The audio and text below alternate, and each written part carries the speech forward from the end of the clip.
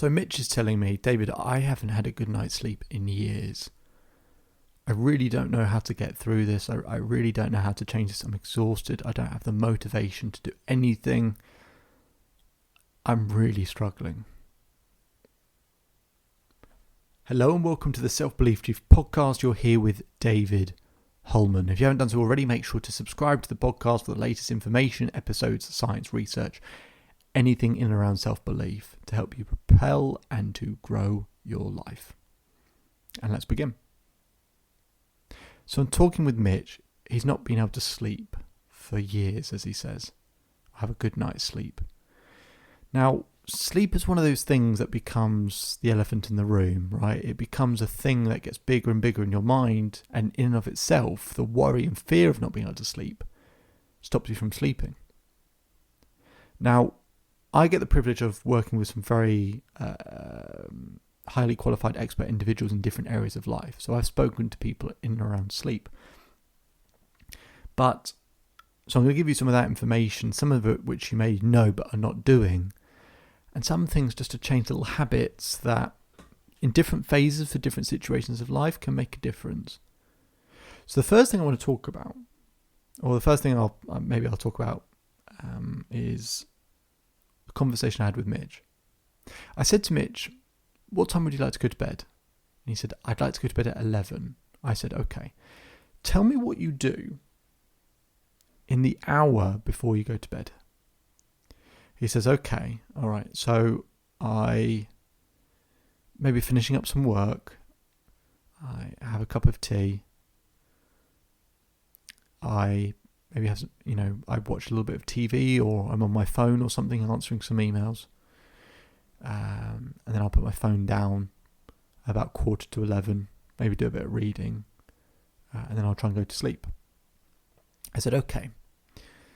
Now, one of the issues that Mitch has there is, amongst a number of things, is the TV and the phone.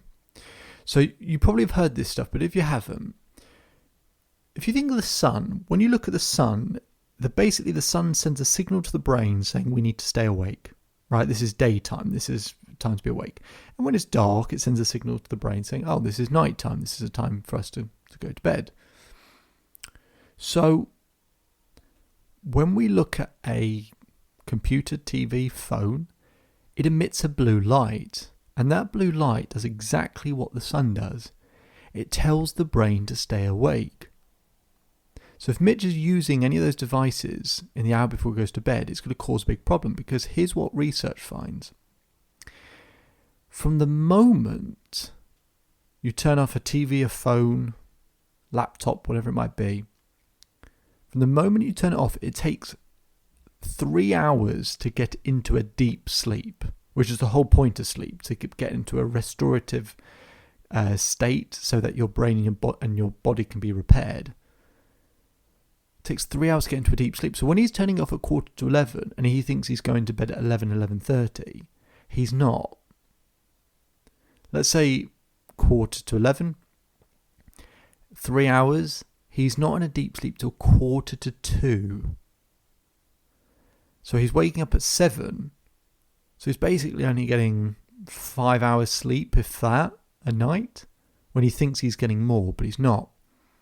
Now, phones do start to have a kind of a night filter. They don't tend to be great though.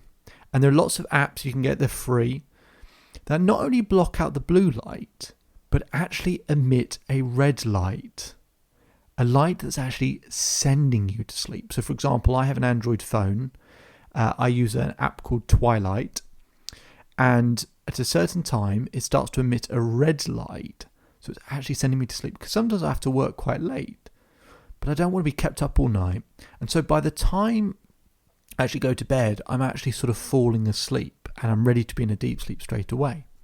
So that was the first thing we did with Mitch, was actually get him, to change those habits and use those filters. So actually at 11 o'clock, he's sort of falling to sleep. Now, they're available on phones and on laptops.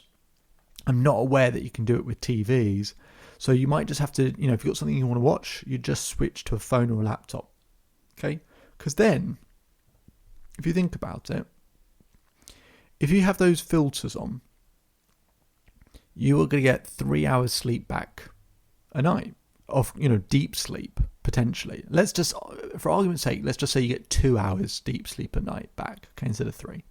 So 2 hours a night, that's 14 hours a week. So that's basically 2 extra days worth of sleep, or 2 extra nights worth of sleep.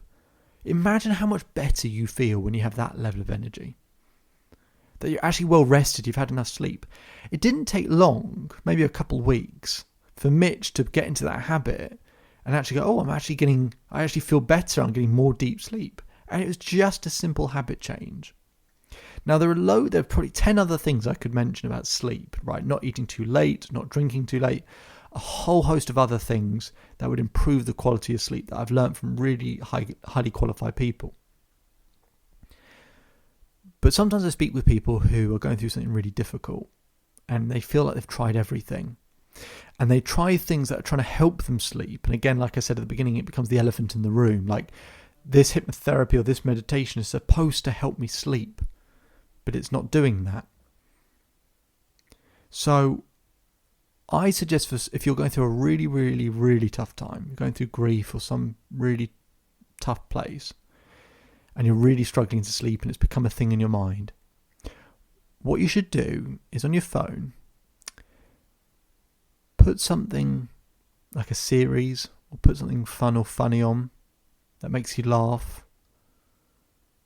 Maybe something that can play on repeat, it just plays the next episode one after another. And just listen to it. Just have the phone face down and just listen to it. And just enjoy it. Right? Listen to it casually. And you'll be sort of laughing or smiling to yourself with, you're lying down, eyes closed. And it'll just help you to relax. It'll stop you thinking about the sleep.